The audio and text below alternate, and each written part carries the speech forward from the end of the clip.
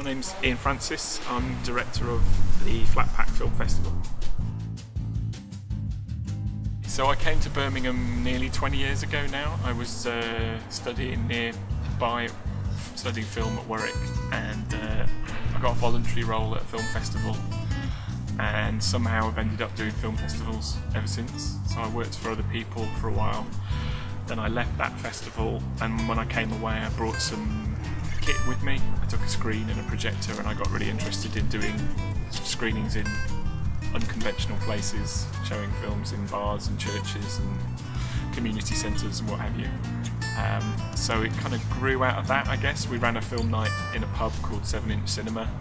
That was where Flatpack really started life about 12, 13 years ago. And we wanted to take it to a bigger canvas and get a bigger audience, and also try and make a living out of it. It's quite hard to make a living out of putting on events in pubs. I guess when we started out we wanted to create a place for people to get together. It was partly about showing different kinds of work, but it was also building a bit more of a film community, because watching films in Birmingham felt like a bit of a solitary and slightly nerdy thing to do back then, and we wanted it to be a bit cooler and wanted to make a bit of a buzz around it. And then as it's developed, I guess there's a lot more reasons for doing what we do. It's about new talent, showing new work from people who are just starting out. It's about animating public spaces, making Birmingham a more exciting place to be. I think that's part of Flatpack's job, really, and festivals in general. It's about creating a buzz for that short, intense burst of time that you can't necessarily get any other way. And we get funding from different places in order to put the festival on, and part of that is about bringing visitors into the city and raising the profile of the city and making it a more attractive place.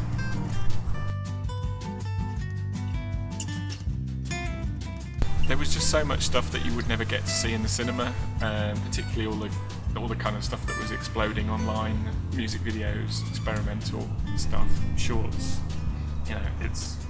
It was a really exciting time for film.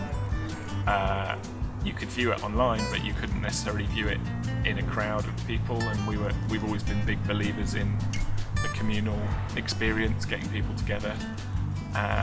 And we were also really interested in mixing film with other art forms, showing live soundtracks, AV performance, all of that kind of thing. So a lot of the ingredients you see in Flatpack today were right there from the beginning. We've always been really keen on creating a bit of a sense of occasion and showing people things that they wouldn't get to see otherwise.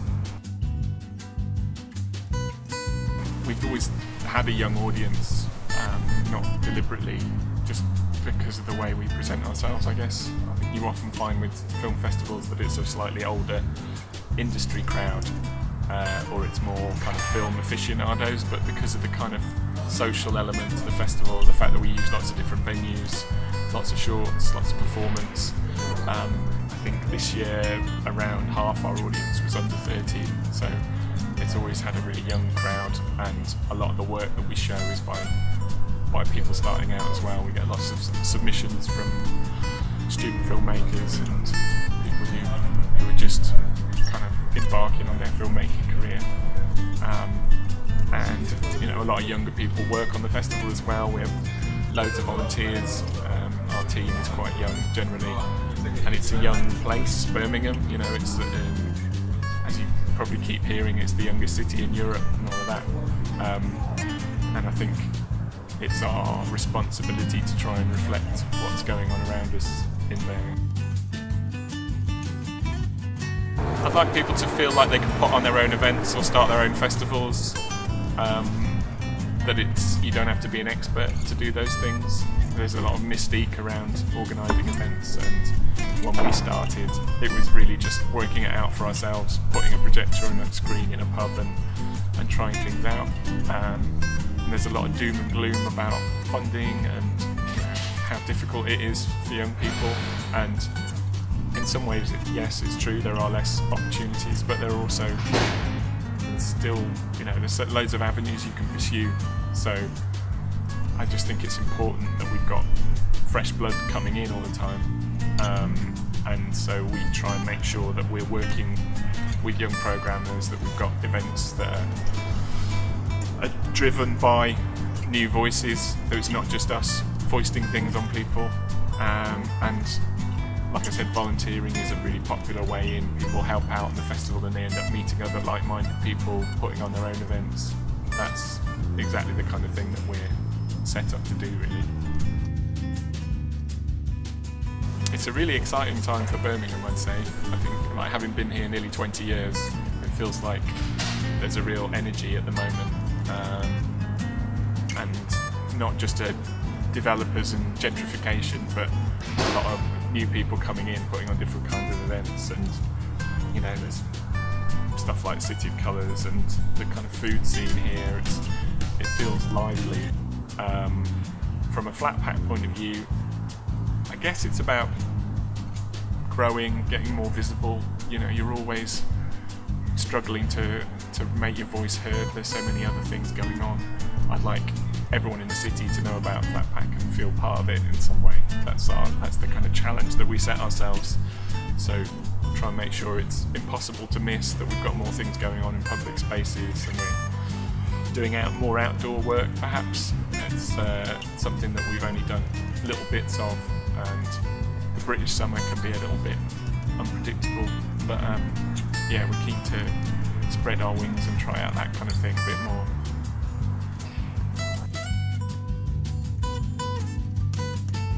I would say try and build a team if you can. There's only so much you can do on your own. It's really, with a festival in particular, you've got so much to achieve in a short space of time, that the mistake I've made in the past is trying to do everything myself or with a small team, and you realise as you go along how much more you can achieve if you can get more people rallied round.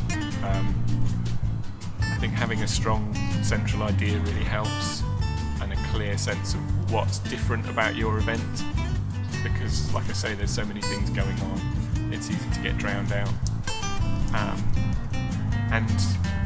Try and enjoy the process of putting it on. Often you find when you actually get to the event itself, if you're organising an event, you're completely knackered out, and it can put you off a little bit. You kind of think, I'm never doing that again. But it's addictive as well. I think there's a bit of a drug aspect of organising events. So I think if you can try and find a way of really enjoying the process, then you're more likely to keep going and build on your event.